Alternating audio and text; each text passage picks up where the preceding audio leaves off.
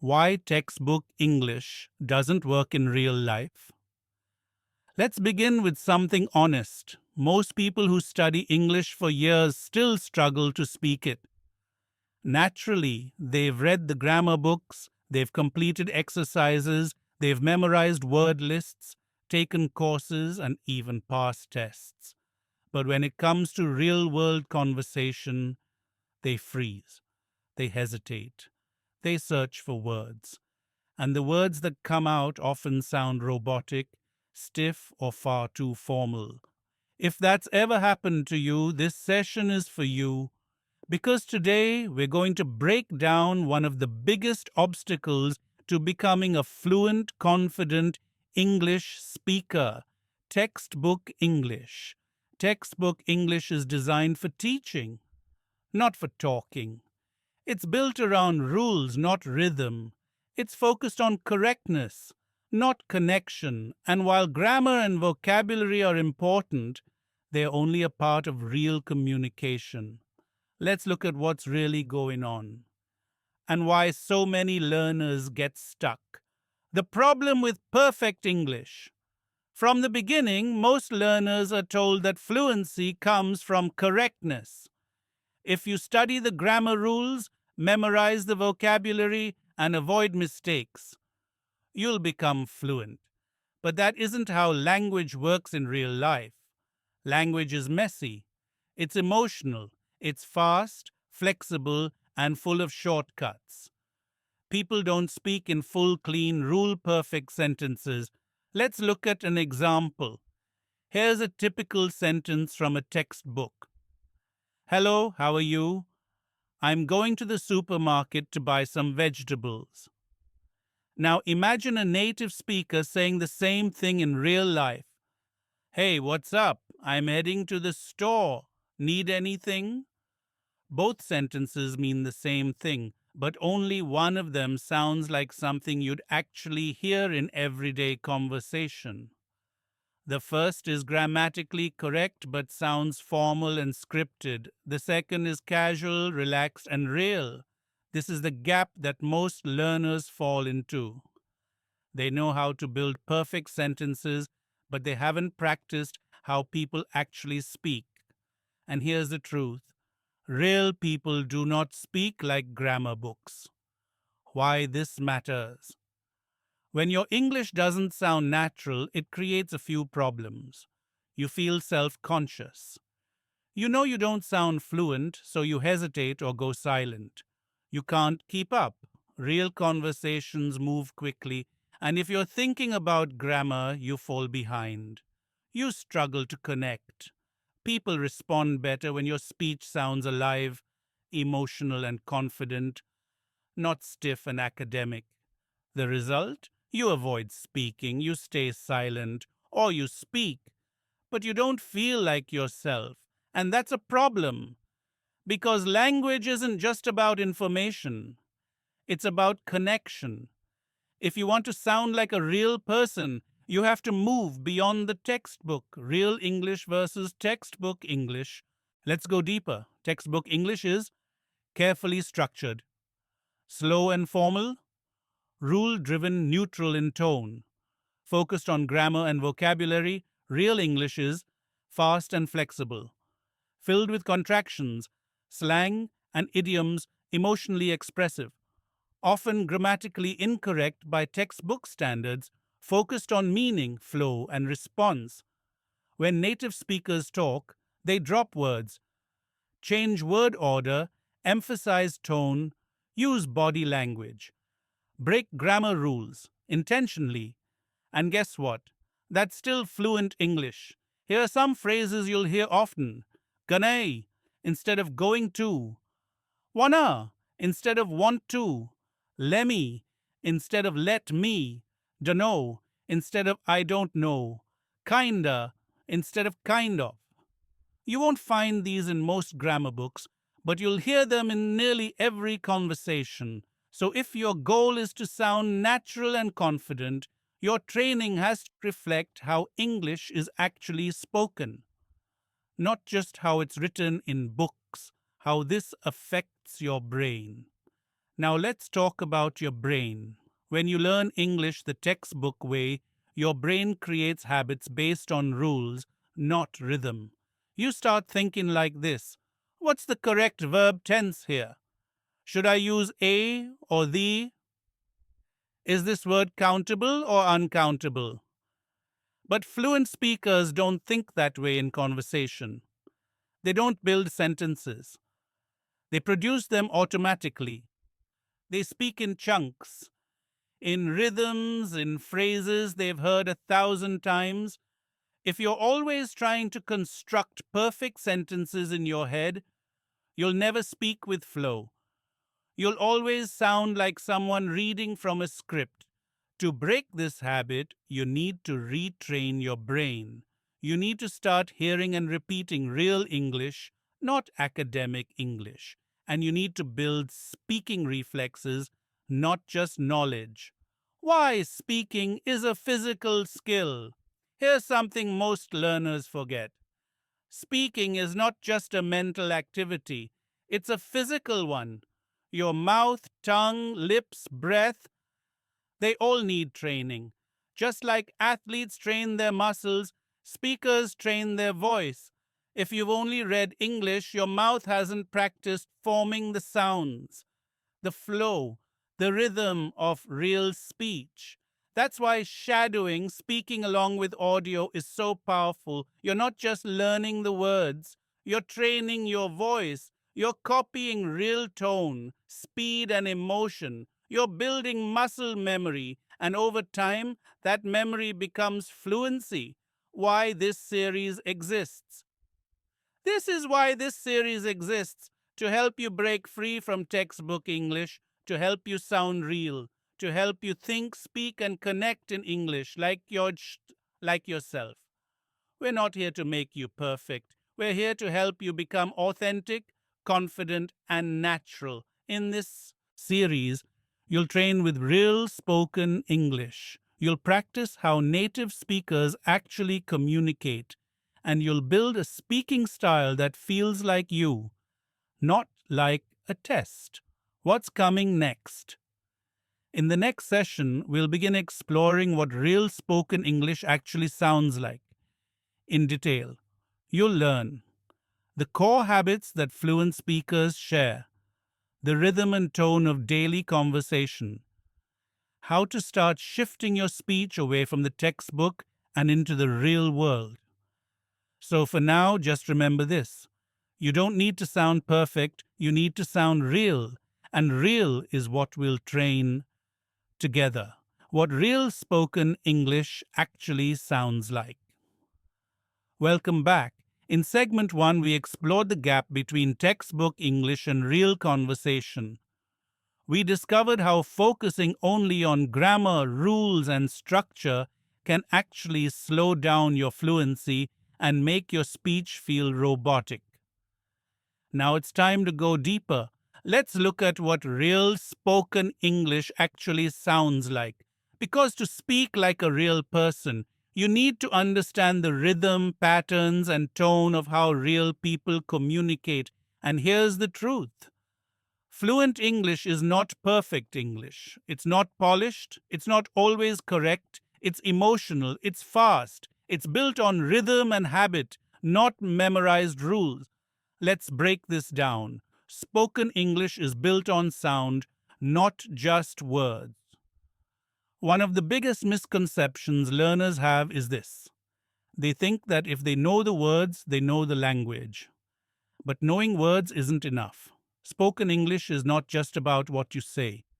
It's about how you say it. Let's take a simple phrase. Textbook version. I do not know. Real spoken version. Dunno. Just one sound, one motion, one expression. The meaning is the same, but the delivery, totally different. This is the first rule of real English.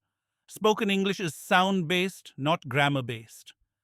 Natural speech is full of reductions and contractions. Native speakers often shorten, blend, or reduce their words in everyday conversation. These changes aren't mistakes. They're natural and expected. Let's look at some examples. Full textbook form.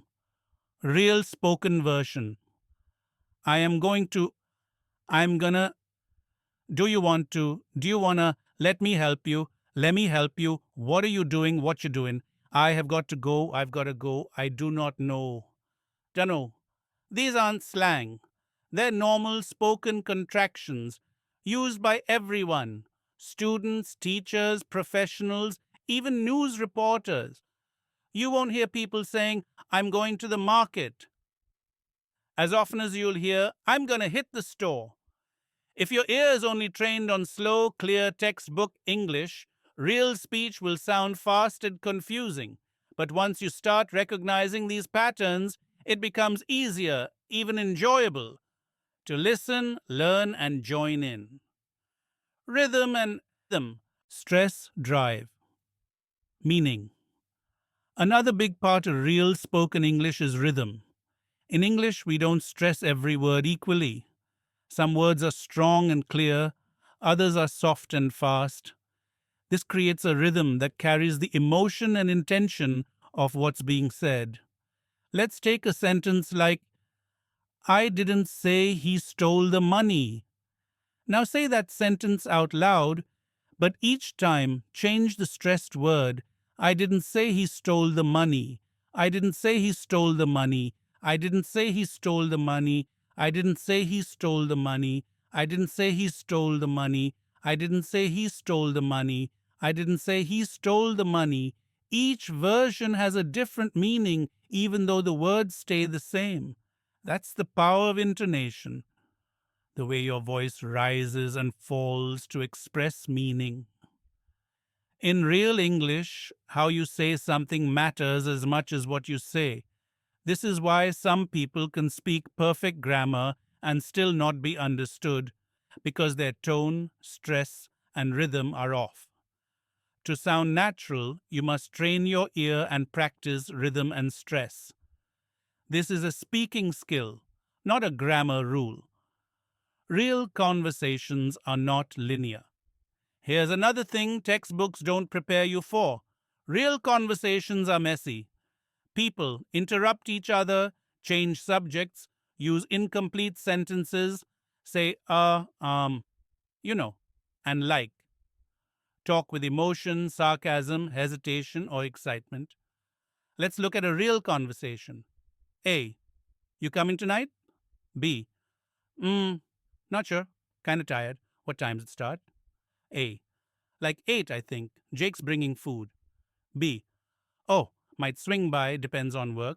A. Cool, no pressure. Now imagine how a textbook would present that. A. Are you going to the party tonight? B. I'm not sure. I'm a little tired. What time does it begin? A. It begins at 8 o'clock. Jake is bringing food. B. Maybe I will come. It depends on my job. A. Okay, it's your decision. The difference is huge. The first one sounds real. The second sounds robotic. So ask yourself, which one are you practicing? Vocabulary. You'll actually use. Spoken English uses a different vocabulary set than written English. Textbooks often teach words like purchase, automobile, reside, assistance. But in conversation, we say buy, car, live, help. Yes, formal words exist, and they're important in writing, but in speaking, simple words are used more often, and they carry more emotion. We don't say, I require transportation to the workplace. We say, I need a ride to work. To sound real, you need to think and speak simply, not academically. Emotion is part of the language. Real English is emotional. It's not neutral or mechanical. The same sentence can be spoken with sarcasm, anger, excitement, sadness, surprise. And it will mean different things based on the emotion behind it. That's why practicing with feeling is just as important as pronunciation. If you want to speak like a real person, you have to sound like one. So when you practice phrases, don't just say them, perform them, put yourself in a situation. Speak like you mean it. What you can do now. Here are 5 things you can start doing today to sound more like a real English speaker. Shadow real conversations. Play audio, pause, repeat out loud with the same tone and speed. Use contractions naturally. Practice saying I'm, he's, there, raids, we've until they feel automatic. Simplify your speech. Use simple common words that match everyday usage. Practice emotional delivery. Don't just read and feel the sentence. Say it happy, say it frustrated, say it excited, record and review yourself. Listen to how you sound. Compare it to native speech. Adjust with purpose. What's next? In the next segment, we'll look at one of the most important shifts for sounding real. Stop memorizing words. Start interacting with phrases. You'll learn how to train your speech using word clusters, sentence frames, and response patterns, just like native speakers do without even thinking about it. Until then, remember this: you don't need to sound perfect, you need to sound real. And real starts with rhythm, emotion, and confidence. Stop memorizing, start interacting. Welcome back. So far, we've explored why textbook English often fails in real conversations. We've looked at how native speakers use rhythm, reductions, emotion, and natural phrasing, and how that's very different from what most learners are taught. Now it's time to break one of the oldest habits in language learning: memorizing single words and rules instead of interacting with real language. In this session, we'll help you stop approaching English like a list of facts and start approaching it like a living experience. You'll discover how language is built through interaction, not memorization, and why this mindset shift can dramatically speed up your fluency. Let's begin. Memorizing words feels productive, but isn't enough. When you're learning a language, memorizing vocabulary feels like progress. You study a word, you write it down, you review it, you feel like you're building your language bank. But then comes the test, a real conversation. You know the words, but suddenly your brain goes blank.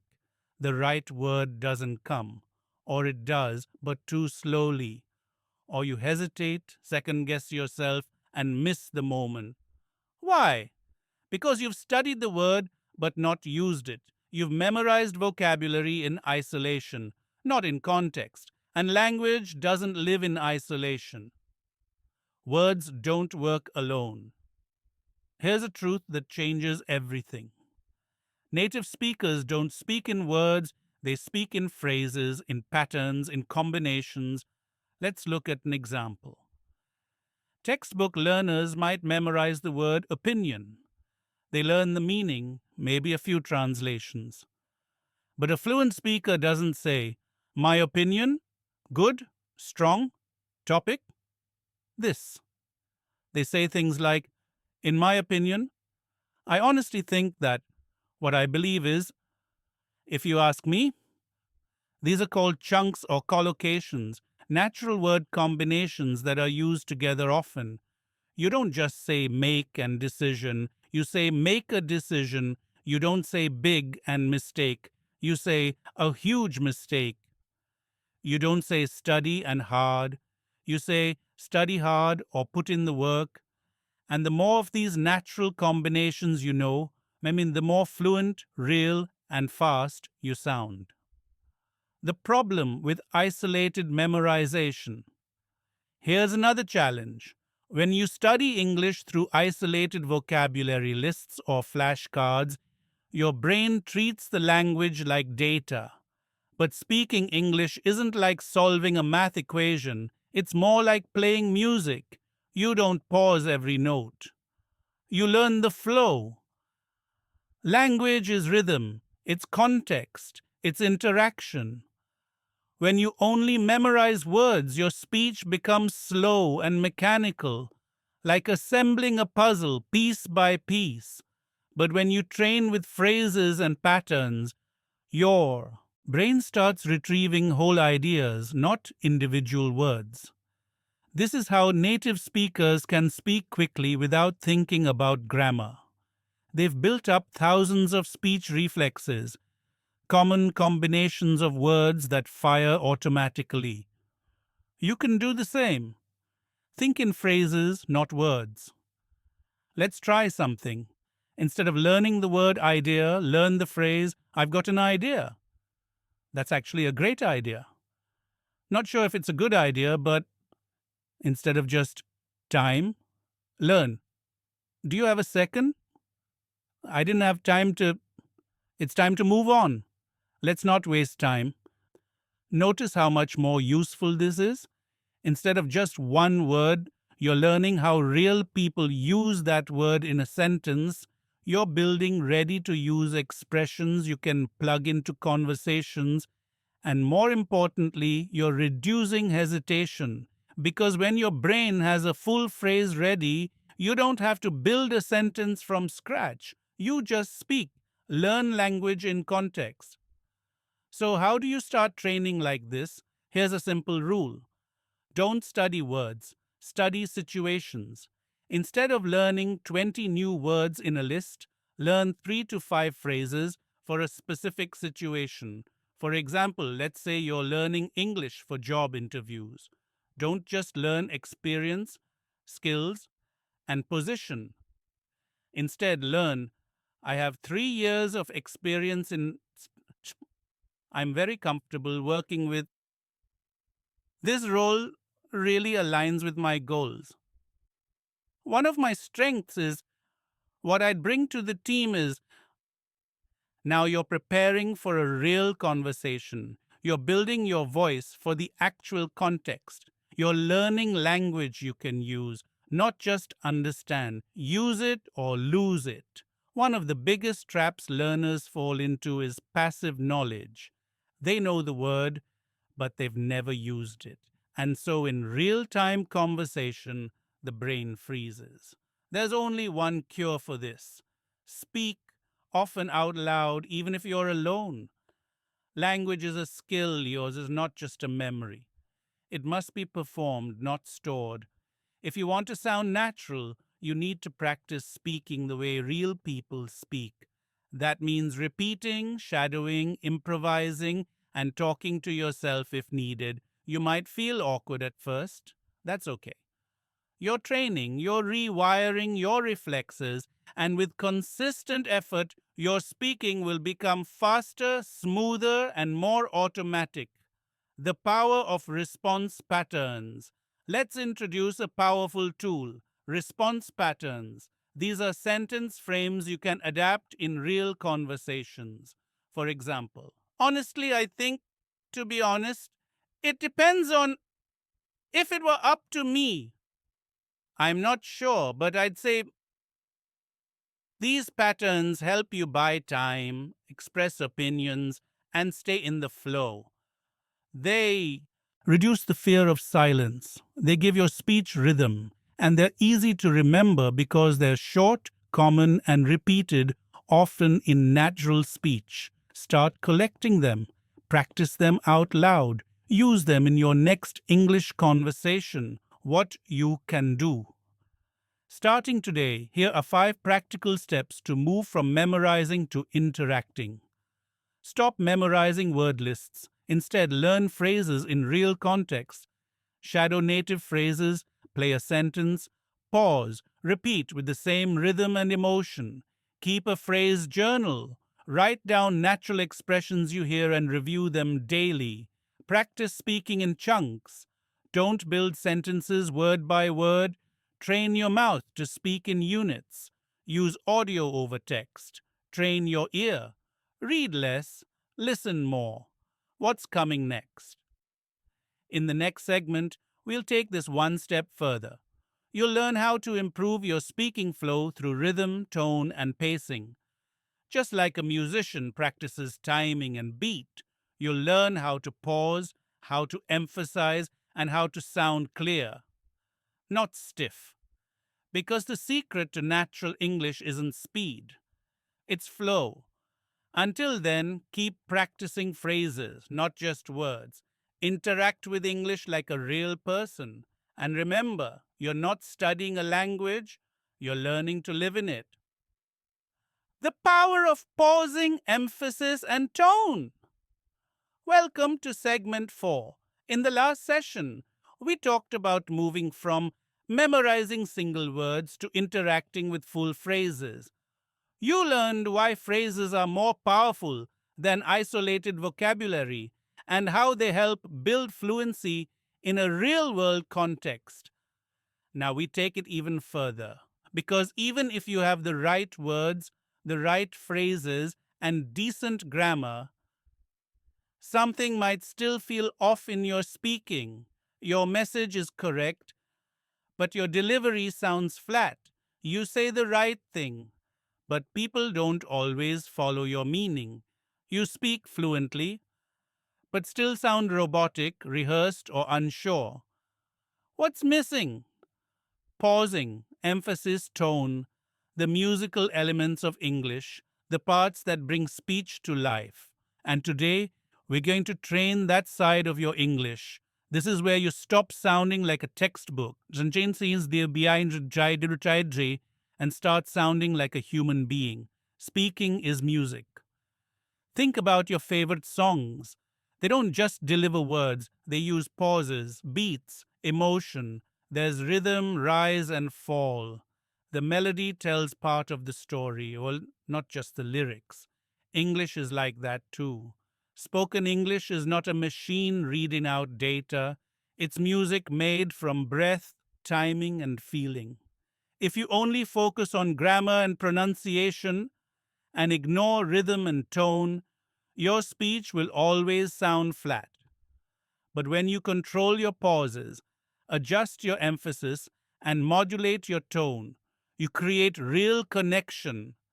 This is what makes people stop and listen.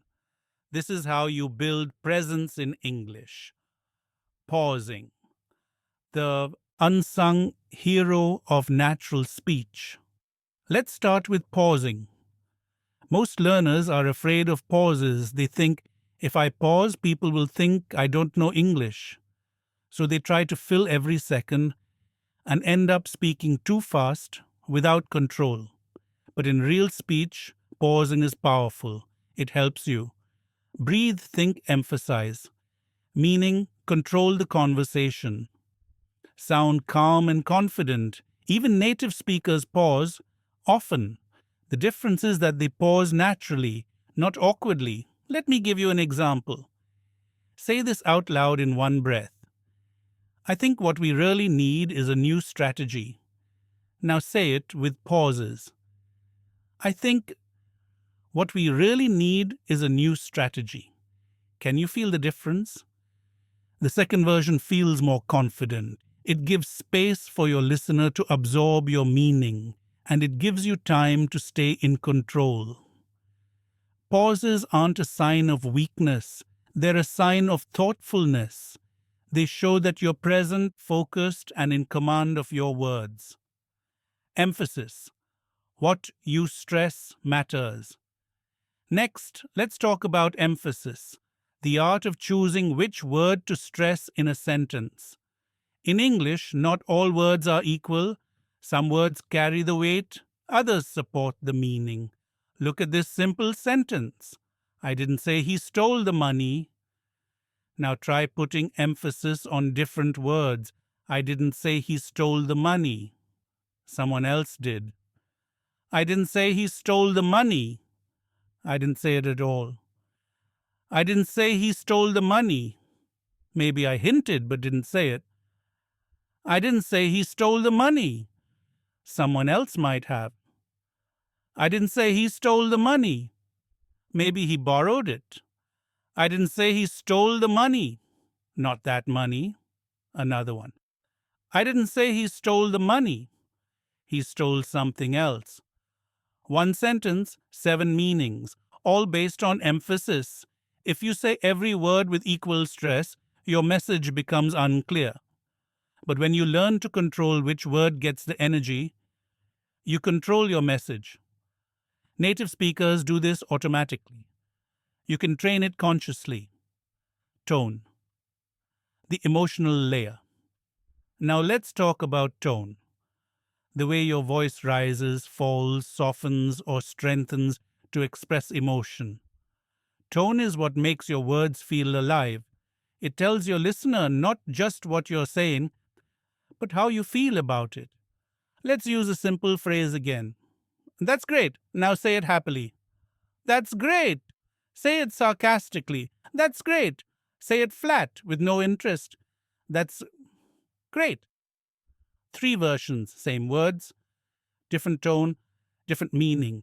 In real conversation, tone is your emotional body language. It shows warmth, annoyance, excitement, hesitation, sincerity.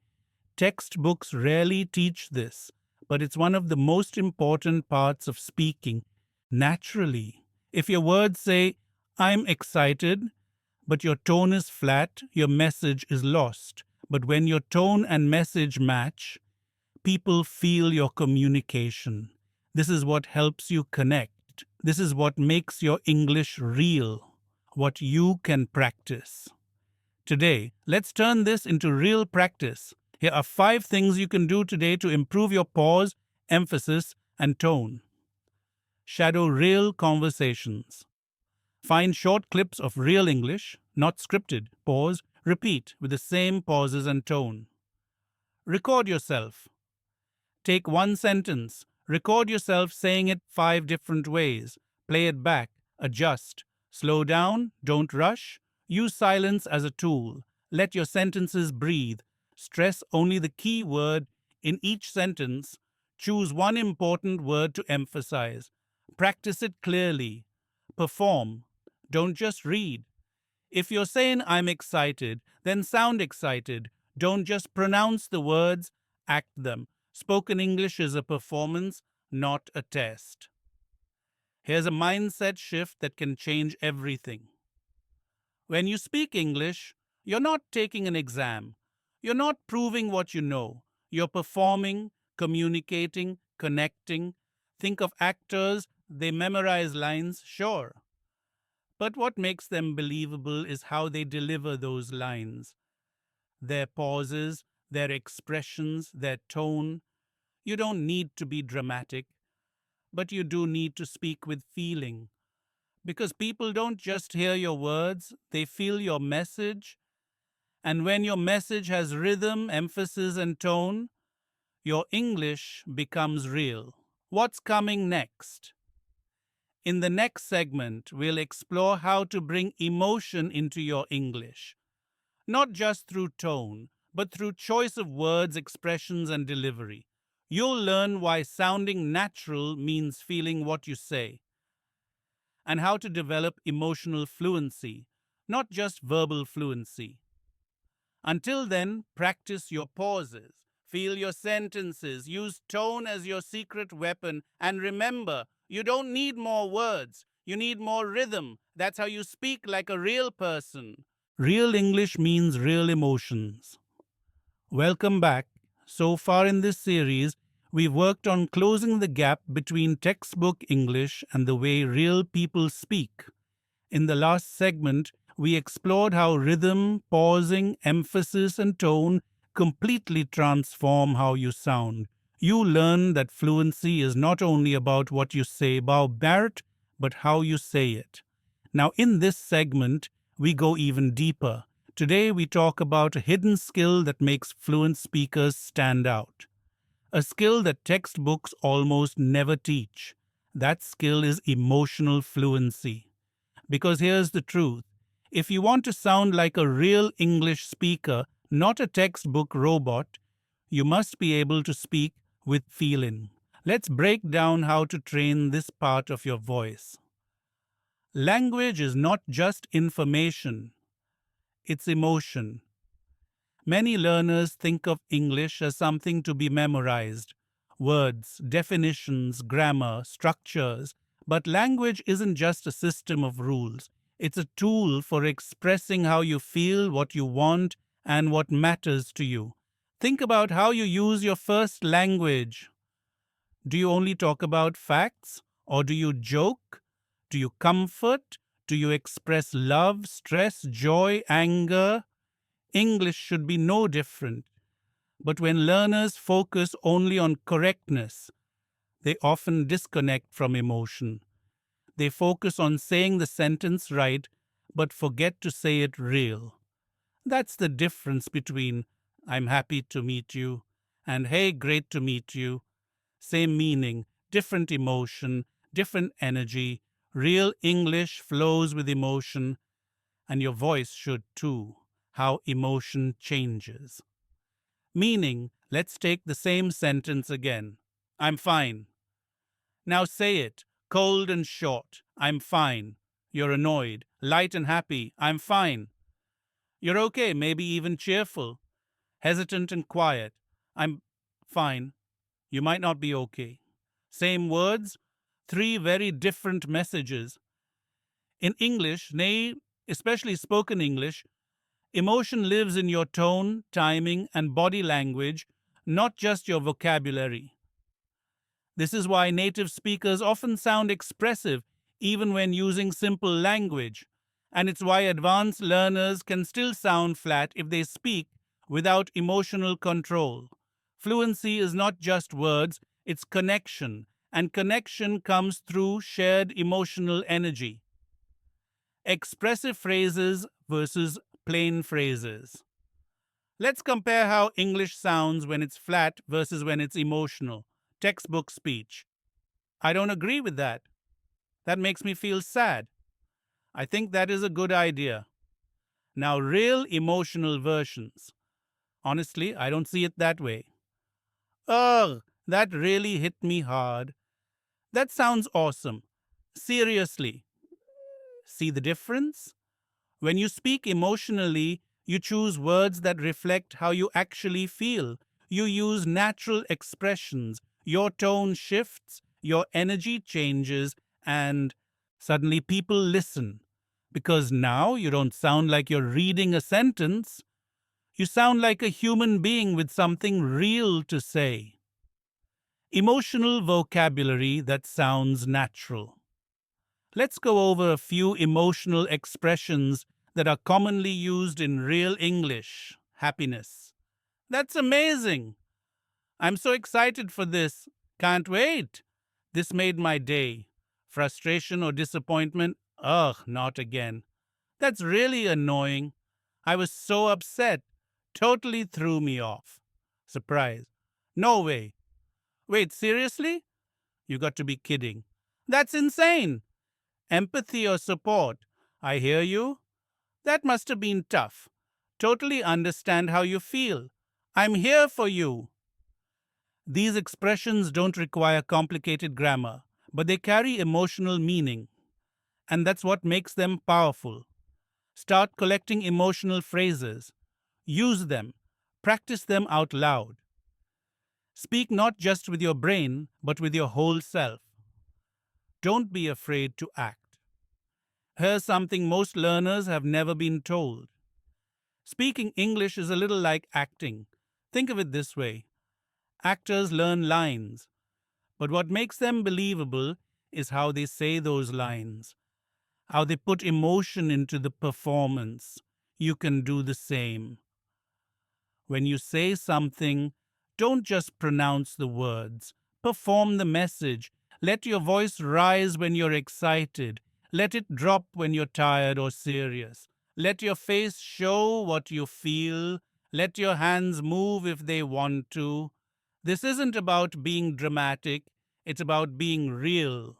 Native speakers use their whole body when they talk: voice, hands, face, tone, pauses. You're not just learning a language, you're learning to express yourself through that language. Emotional control, channel natural confidence. Here's something powerful. When you can express emotion in English, you feel more in control of your voice. You don't feel stuck. You don't feel like a student. You feel like a person. This confidence shows up in conversation. People respond better to your energy, they feel your emotion, and you feel less nervous because you're no longer focused on perfection, you're focused on connection. In this way, emotional fluency becomes the bridge between language learner and confident speaker. Practice tips for emotional fluency. Here are 5 practical ways to start training your emotional fluency today. Watch scenes from TV shows. Focus on how actors use tone and emotion. Pause, mimic, repeat. Take simple sentences and change the emotion. Say, I'm fine, like you're happy, angry, sad, bored.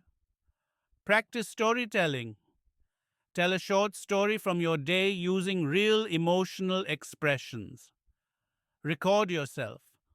Pick a phrase like, that's amazing, and record it in 3 different emotional styles. Talk to yourself with feeling.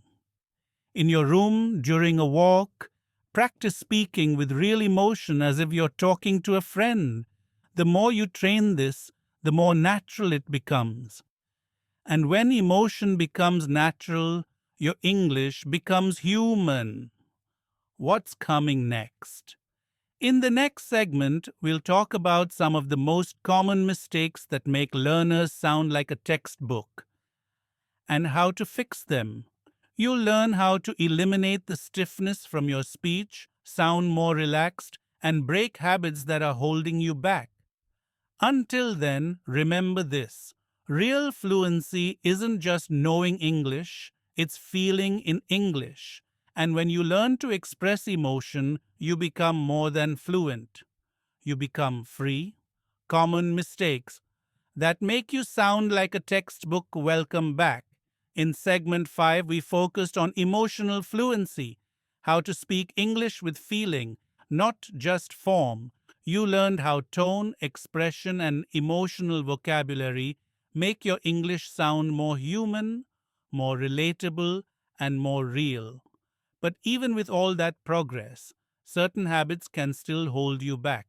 Habits that make your English feel forced. Habits that make you sound like a textbook. So, in this segment, we're going to identify those mistakes and, most importantly, show you how to fix them. Because speaking naturally is not just about what you add, it's also about what you remove. Let's get into it. Mistake 1. Speaking too formally in casual situations. One of the most common mistakes learners make is over-formality. You meet someone casually and say, "Hello, how do you do? I hope you're enjoying your day." While technically correct, it doesn't match the situation. It sounds stiff and unnatural. What would a native speaker say? "Hey, how's it going? What's up? How have you been? Good to see you." Fluency is not about using the most formal version of English in every situation. It's about matching your language to the moment. When you're too formal in a relaxed setting, you create emotional distance. You sound rehearsed, or worse, uncomfortable. The fix? Learn casual equivalents for your phrases. Practice sounding more relaxed, especially in introductions, small talk, and daily communication. Mistake 2. Speaking in full, perfect sentences. Another classic mistake is thinking you need to speak in complete, grammatically perfect sentences all the time. For example, "I cannot attend the meeting because I have another obligation at that time." Accurate? Yes. Natural? Not really. Now compare that to "can't make it, got something else then." "I'll miss this one, got another thing lined up." These are how real people speak, especially when they're comfortable. We cut unnecessary words, we simplify structure, we respond quickly and naturally. This doesn't mean grammar isn't important. It means that in real-time speaking, efficiency and flow matter more than textbook perfection. So instead of trying to build perfect sentences every time, try responding with clear, short, natural phrasing. Mistake 3. Avoiding contractions. Many learner 9, especially in formal training, are told not to use contractions. So they say, I do not know. He is not coming. I cannot do that. But in real conversation, contractions are everywhere. I don't know. He is not coming. I can't do that. Refusing to use contractions can instantly make you sound unnatural, even robotic. Worse, it creates a rhythm that doesn't match native speech. If you're still avoiding contractions out of habit or fear of mistakes, break that habit. Practice them until they become automatic. It will dramatically improve the flow and realism of your speaking. Mistake 4. Using literal translations. When learners think in their native language and then translate directly into English, the result often sounds strange, even if the grammar is correct. For example, it makes cold today. He entered in the room. I have 25 years.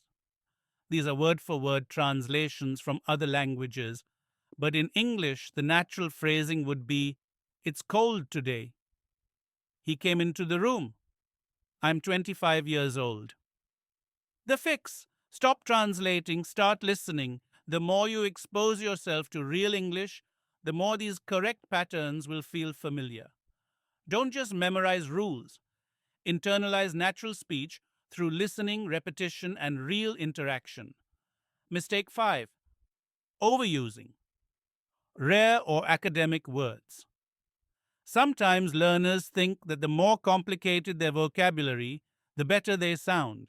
So they say things like, I endeavor to commence the project shortly. The ambience of the establishment was most agreeable. I'm experiencing substantial fatigue.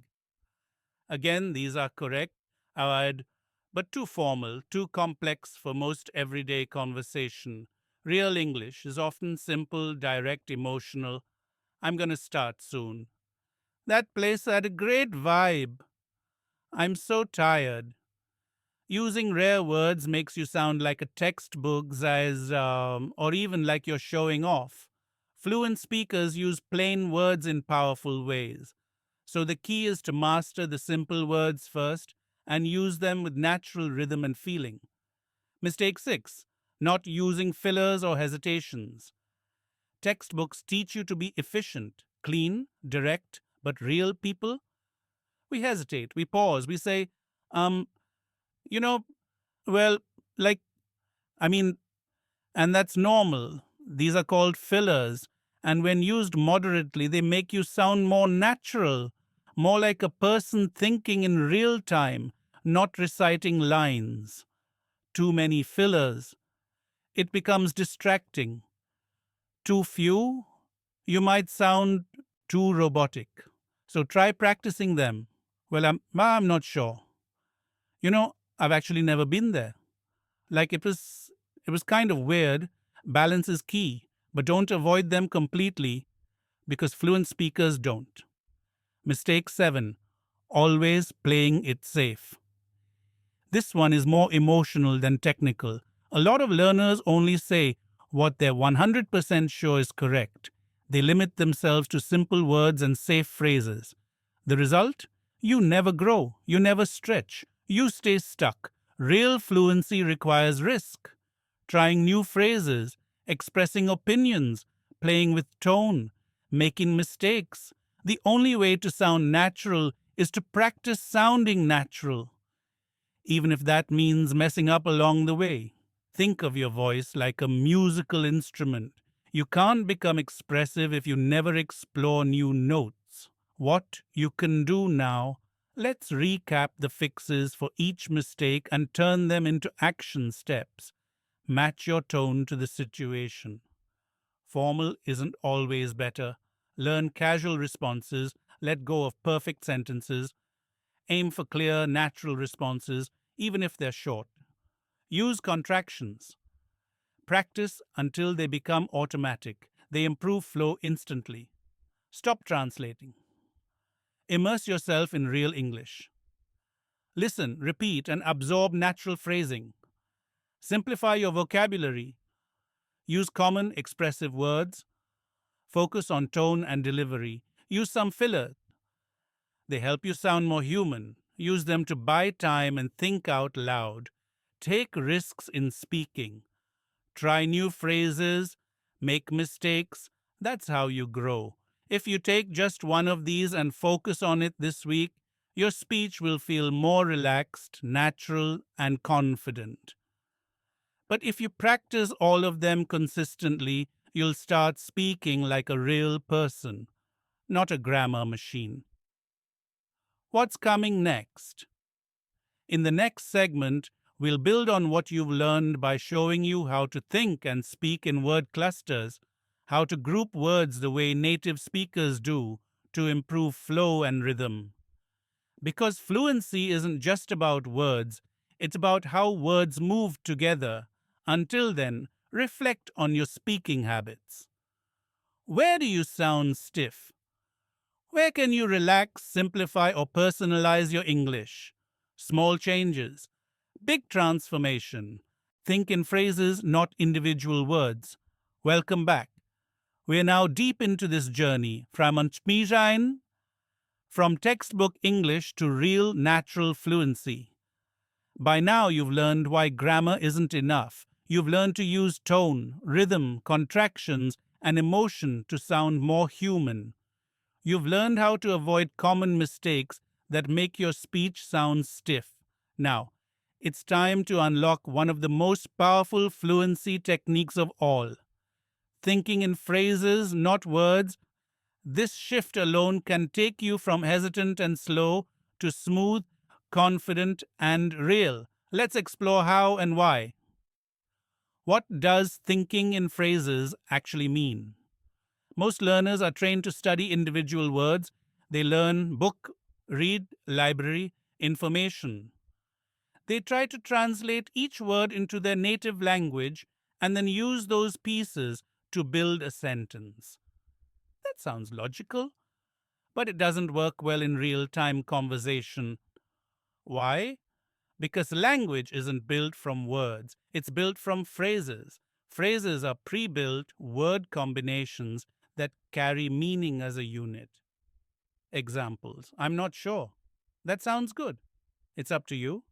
At the end of the day, I have no idea. These aren't just word combos. They're speech patterns that native speakers use all the time. They're fast, natural, emotionally accurate. When you start thinking in these patterns, your English becomes automatic. You stop translating, you start responding. Why thinking in words? Slows you down. Let's imagine this situation. Someone asks you, "Hey, do you want to grab lunch?" Now, if you think word by word, your brain has to process. Do. Okay.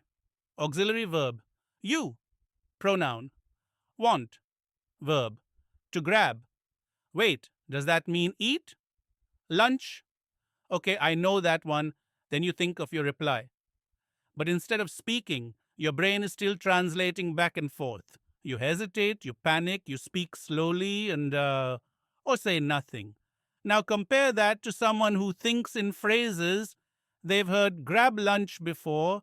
They've practiced responses like, yeah, sure, I'm starving. Sounds good. I just ate, but I'll join you. Their brain doesn't need to build a sentence. It just retrieves a ready-made pattern. And that's the secret. Fluent speakers don't build every sentence from zero. They retrieve common phrases. This is how native speakers speak so fast and so naturally. You can do the same. Examples of useful everyday phrases. Let's look at real-life phrases that will help you stop thinking word by word, making decisions. Let me think. I'm leaning toward, not quite sure yet. That could work. Agreeing or disagreeing. That's true. I see your point. I'm not so sure about that. Exactly. Expressing emotion. That drives me crazy. I'm so into this. That made my day. I wasn't expecting that. everyday actions. I'm heading out. Let's catch up soon. It slipped my mind. I messed up. Each of these is short, natural, and emotionally meaningful. They're easy to memorize as a unit, and they sound 10 times more natural than individual words stacked together.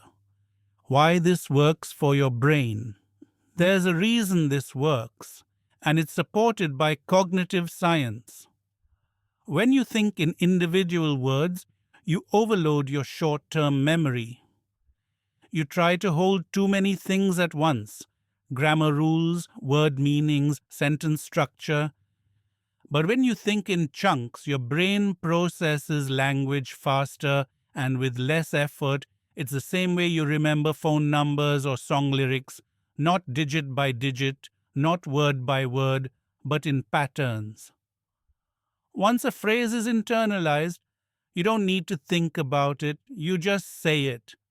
This is how fluency works, and how to stop sounding like you're trying to speak English. How to train this skill. Let's go over 5 practical ways to start thinking in phrases instead of words. 1. Collect real-life phrases. Keep a journal or notes app with expressions you hear in real conversations, TV shows, podcasts, or videos. Don't just write down definitions, write full examples. Example, phrase, I'm not really into it, used in, I'm not really into horror movies. Variation, she's really into yoga these days. Study it, repeat it, speak it. 2. Use phrase banks, not word lists. If you're still learning vocabulary one word at a time, stop. Start using phrase banks, collections of useful real-world sentences. Instead of help, need. Project. Study. Can I give you a hand? Do you need anything else? I've been working on this project for hours. This makes speaking easier and listening more intuitive. 3. Shadow full phrases. Find videos or audio of native speakers. Play a sentence. Pause. Repeat the entire phrase with the same rhythm and tone. Don't break it into words. Copy the whole sound. This helps your brain and mouth connect the music of English with real-life use. 4. Speak in phrases daily. Talk to yourself out loud. Narrate your day using phrases. Let's get started. Almost there. This is taking forever. I'll grab a snack. By using these casually in low-pressure situations, you build automatic recall. So when you're in a conversation, they're already ready. 5. Practice fill in the blank drills. Take a common phrase and practice using different endings. I'm thinking of going out, calling him, starting yoga. I don't really feel like doing this, agree with that, understand it. It's kind of annoying, confusing, exciting. This keeps the core phrase fixed and builds flexibility around it. The mental shift: stop translating, start responding. Here's what you must remember. The goal is not to speak perfect English. The goal is to respond naturally.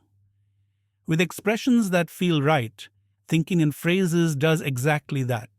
It helps you speak faster, sound more native, understand better, feel more confident. And once you trust these patterns, speaking stops feeling like hard work. It becomes part of your instinct. What's coming next? In the final segment, we'll bring everything together. We'll give you a simple, powerful routine to continue training these skills every day and share a message of hope, confidence, and inspiration to carry forward on your English journey. You've come this far. You've broken the rules of textbook English. Now it's time to step fully into the real version of your voice. Fluent, not perfect. And the journey ahead. Welcome to the final segment. You've made it through 7 powerful sessions. You've unlearned what's holding you back and started building the tools for real, natural English. the kind people actually speak and respond to. Now, in this final part, we're going to bring it all together. You'll learn why perfection is not the goal. Why sounding like a real person is better than sounding like a grammar book. And most importantly, how to keep growing, even when it's hard. This is not just about speaking English, it's about trusting yourself. It's about using your voice and believing that it matters. Let's begin. The myth of perfection. Most English learners carry a fear that if they don't speak perfectly, they shouldn't speak at all. They worry about grammar, about accents, about pronunciation. They feel like their mistakes make them look less intelligent. But the truth is, no one speaks perfectly, not even native speakers. We all pause. We all forget words. We all correct ourselves mid sentence. So, chasing perfection is not only unrealistic, it's damaging. It holds you back from the one thing that really matters: connection. You're not here to impress people with your grammar. You're here to express yourself clearly and confidently. Real communication is not about perfect words, it's about meaning, emotion, and presence. Fluency is connection, not complexity. Many learners believe fluency means using big words or sounding advanced, but the most fluent people are not the ones who know the fanciest vocabulary. They're the ones who can connect naturally in real time.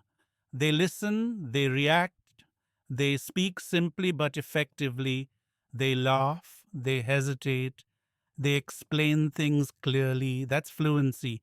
If you can respond smoothly, express how you feel, and understand others with ease, you are fluent even if you make grammar mistakes, even if your accent is strong, even if your vocabulary is limited. You don't need to be perfect. You just need to be present and expressive. Real world English is messy, and that's okay. Real conversations are full of incomplete sentences, repeated words, and emotional messiness. People interrupt, they talk over each other, they change topics halfway through a thought. This is normal. If you expect conversations to match the clean examples from your textbook, you'll feel lost. But once you accept the imperfect nature of real English, it becomes easier. Instead of thinking, that's not correct, you start thinking, that's how people really talk. And the more you expose yourself to real language in podcasts, interviews, videos, casual chats, the more this messy, natural English becomes your normal. And when it becomes normal, it becomes yours. Your daily routine for lifelong growth fluency doesn't come from one big effort. It comes from small, consistent practice every day. Here's a routine you can follow, even if you only have 30 minutes. 1. Listen actively. Choose real English content, podcasts, interviews, vlogs. Listen for rhythm, tone, and emotion, not just meaning. 2. Shadow short phrases. Pick 5 to 10 natural phrases and repeat them out loud. Mimic tone, emotion, and speed. 3. Speak out loud. Every day, talk to yourself. Narrate your day, tell stories. Respond to imaginary questions. Make your voice a daily habit. 4. Collect real phrases. Keep a journal of natural expressions, not single words, phrases. Use them in your daily speech. 5. Reflect weekly. Ask yourself, am I speaking more naturally? Do I hesitate less? Am I enjoying the process? That reflection builds self-awareness, and self-awareness builds confidence. Believe in your voice. Right now, there may still be moments where you feel unsure, moments where your English feels not good enough, moments where you compare yourself to others and feel behind. That's okay. Every speaker, even native speakers, has doubts. But your voice deserves to be heard. Your thoughts deserve to be shared. Your story matters, asikizasa, in any language. Don't wait for your English to be perfect before you use it. Use it and it will improve. Use it with feeling and it will become powerful. The more you speak, the more you believe in your ability to speak. And that belief, that's what transforms learners into speakers. This is not the end. It's the launch.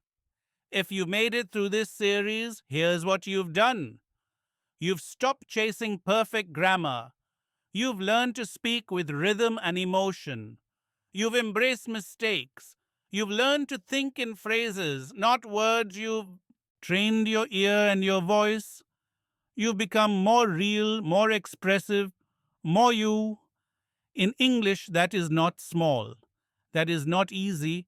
That is the foundation of real fluency. But it's just the beginning. Your growth doesn't stop here.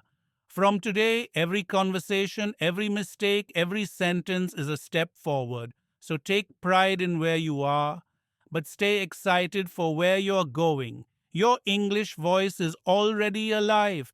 Now let it grow. A message for you. You are not just learning a language, you're building confidence, you're expanding your world, you're learning how to speak, how to listen, how to connect on a global level. You have what it takes. You've already proven that by finishing this journey, so keep going, stay consistent, stay brave, and always remember you don't have to sound perfect. You just have to sound like you. Thank you and final words. If this series has helped you feel more confident, if it has helped you sound more real, if it has inspired you to keep growing, then we invite you to stay connected. Like this video to support the message. Comment below and share your experience. And don't forget to subscribe for more English learning and motivation sessions. This is not a course, this is a journey, and we're walking it with you. Thank you for trusting your voice. Thank you for being here. We'll see you in the next session. Until then, keep speaking, keep learning, and most importantly, keep being real.